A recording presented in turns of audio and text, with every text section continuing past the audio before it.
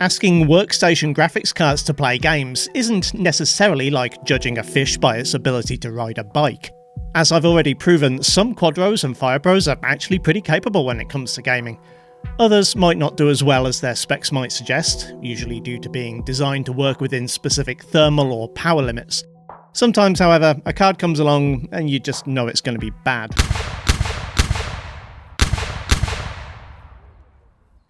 The Nvidia Quadro P400 is, from a gaming perspective, the lowest end modern graphics card.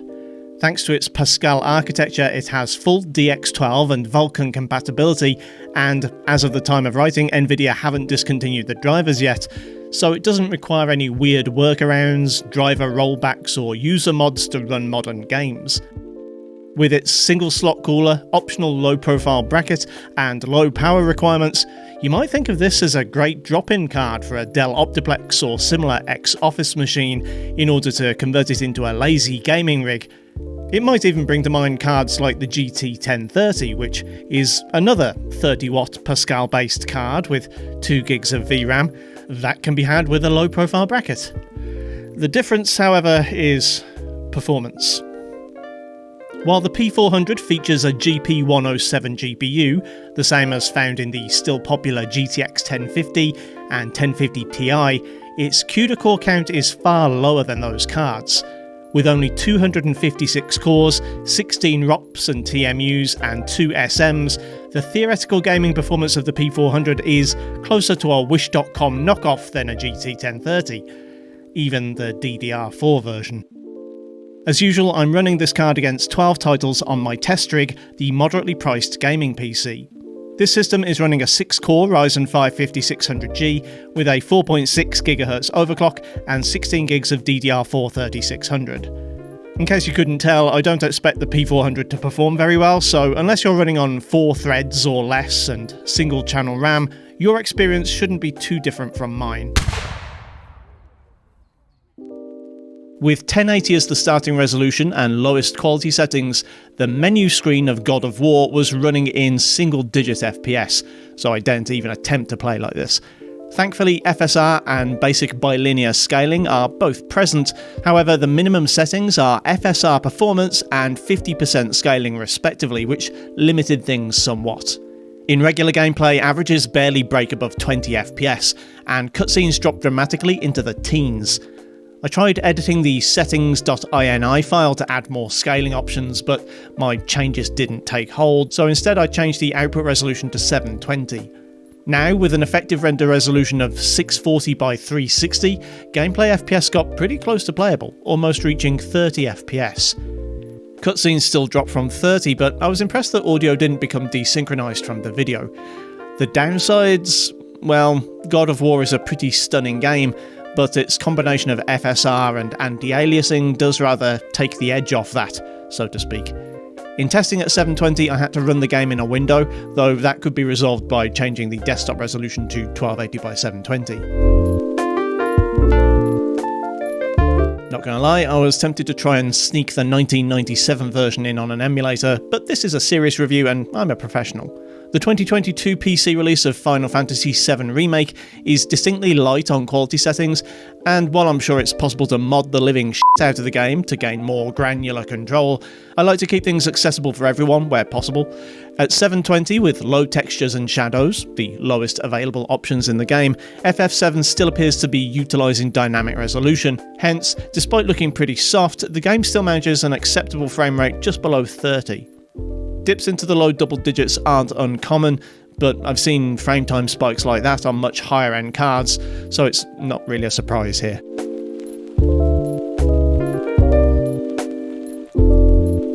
As an open world experience, taking a virtual road trip through Mexico, Forza Horizon 5 really begs to be played at high resolutions and quality settings. As a fun, addictive racer, all you really need is a vague idea of which pixels are the road, which are the cars, and which are obstacles. Oh, and a racing line, if you're a noob like me.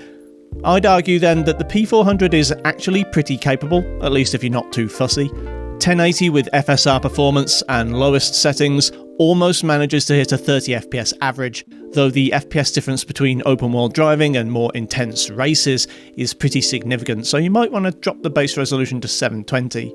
This pushes averages over the 30 mark and keeps lows to the mid-20s.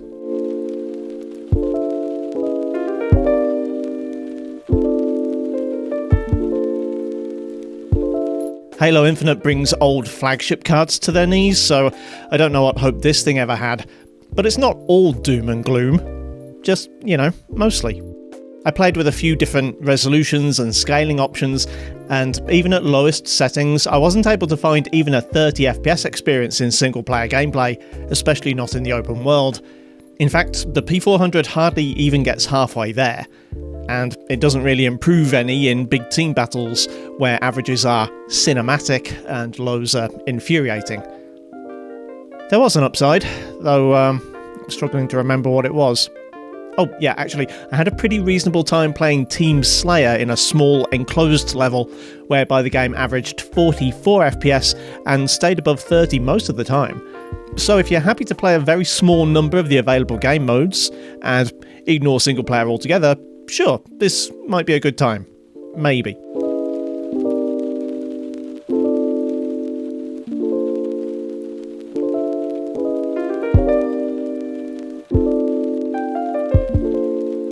Can it run Cyberpunk?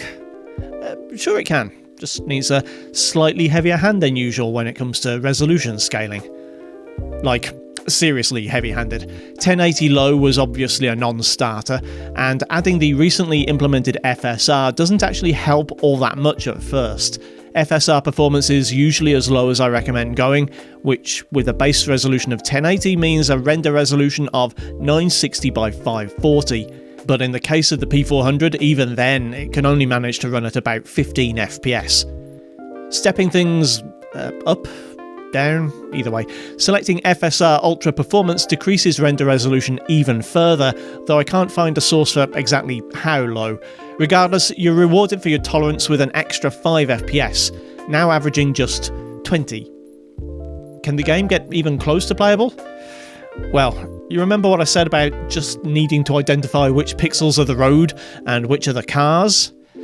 Yeah, well, setting base resolution to 720 and using FSR Ultra Performance starts to make that a pretty blurry line. Literally.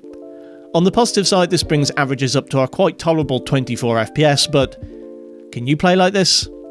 Honestly, and don't just look at this on your phone, look on a decent sized screen and tell me this is playable. Go on, lie to me in the comments. I get that Rainbow Six Extraction is a co-op game rather than a competitive one, so maybe high FPS aren't quite as critical as in Siege, but this is taking things too far. At 1080 low with resolution scaling turned off, I'm seeing a 13 FPS average. 13, not 30. Of course, by default, the low preset forces dynamic resolution scaling, and I did turn that off to get these numbers, but I'm not convinced that's going to help anyway. With scaling dropped to a fixed 50% of 1080, the average goes up to 22. Dropping to 25% sees that go as high as 26, and that's about the best result I got today. Now, I have to conclude that R6E is measuring its scaling a little differently than most games, as the 25% scaling footage does not look at all how I imagine 480 by 270 would. I assume it's area scaling and that this is effectively 960 by 540, but I might be wrong about that. If anyone knows for sure, let me know. You might think that the saving grace of a card like this would be esports, and it's true that maybe you could get a playable frame rate with the P400, but not a competitive one. Splitgate is usually pretty lightweight and puts most of its emphasis on the GPU, so unfortunately 60 FPS requires both low settings and resolution. Starting from 1080, I chose low settings with epic view distance and had to drop resolution scaling to 75% in order to reach a 60 average, and 1% lows still dropped into the 40s. I may have been a bit optimistic with my choice of scaling, and maybe I'd recommend dropping to 50% to get better frame pacing. Well, if I were recommending this card, which, to be clear, I absolutely am not doing.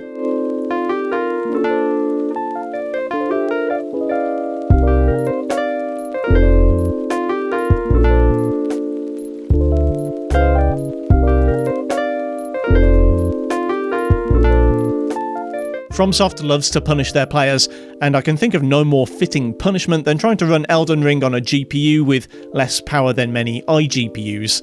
Even better, when the game finds itself short of graphics processing power, the first thing it cuts back on is drawing enemies.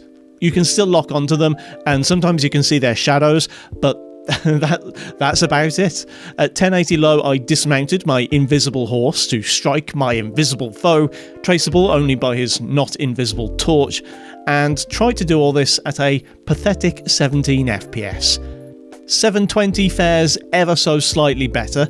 Every now and again an enemy will pop in, only to vanish again moments later, and FPS is a more tolerable 25. Again, have to stress, not a buyer's guide. You should not own this graphics card for gaming, and you definitely shouldn't use it to play Elden Ring.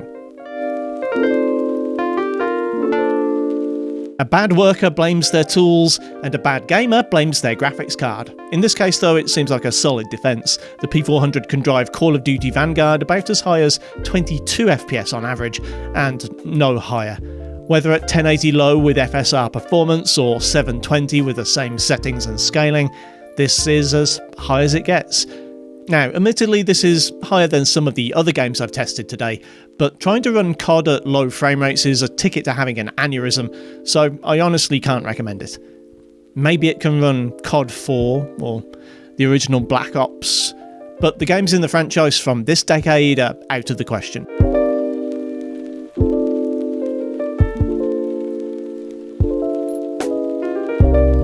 As much as I prefer to run Fortnite in DX12 or DX11 where possible, I knew this wasn't going to work out on the P400. 1080 competitive settings ran at just over 35 FPS, which again looks pretty impressive compared to some of the games today, but won't cut the mustard here. Turning the renderer over to Performance Beta, we'll see averages climb over 70 FPS, and I dare say dropping resolution to 720 could actually get you over 100 if you don't mind trading off visibility for a few extra frames.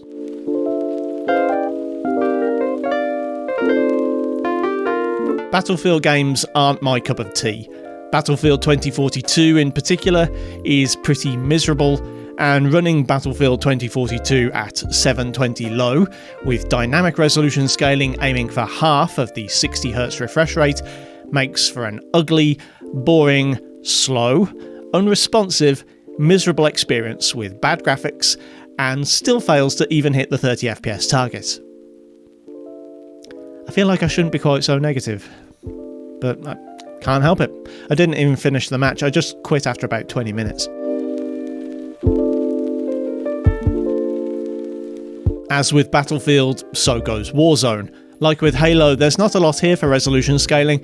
The game doesn't really want to run below 1280 by 720, and that's kind of a shame. Running at 1080 with the minimum 67% scaling, which is pretty close to 720, the game's pretty hard to pass visually and is still a bit of a stuttery mess, averaging 18 FPS. I did try dropping to 800 by 600, which for some reason the game still stretches out to 16:9, and saw FPS climb to 24. It didn't help minimums and was predictably catastrophic to visibility. Well, after all that misery, let's end with a bright spot. GTA 5, originally built to run on PS3s and Xbox 360s, can actually run just fine on the P400. I dropped settings mostly as low as they go, but maintained resolution at 1920 by 1080. This saw an average pretty close to 60 FPS, and in fairness, I did spend a lot of time around some quite intensive grass and bushes. Of course, that's all part of the game, when you're hunting Jack. So that was disappointing, but not unexpected. The original title of this video was The Worst Modern Graphics Card, and from an overall gaming performance perspective, I don't think there are many worse candidates. From a value perspective, things don't really look any better either. Used examples are available on eBay for between £60 and £80, or about $90 to $100. New cards are still available for obscene prices on Amazon, and honestly, no, I don't think these cards are even worth contemplating. Gamers on a budget are better off looking at an RX 550 or 460, or a GTX 950 or similar. For esports and older titles, the Quadro K1200 and K2200 I looked at last year are faster, have more VRAM, and can be had for about the same price or less. If the P400 were to suddenly crash in price, I might suggest picking one up for £20 to £30, but apparently these things are pretty hot shit at SolidWorks, so I wouldn't expect a fire sale anytime soon. Thanks for watching, kindly do the usual YouTube things if you feel so inclined, and I'll see you next time.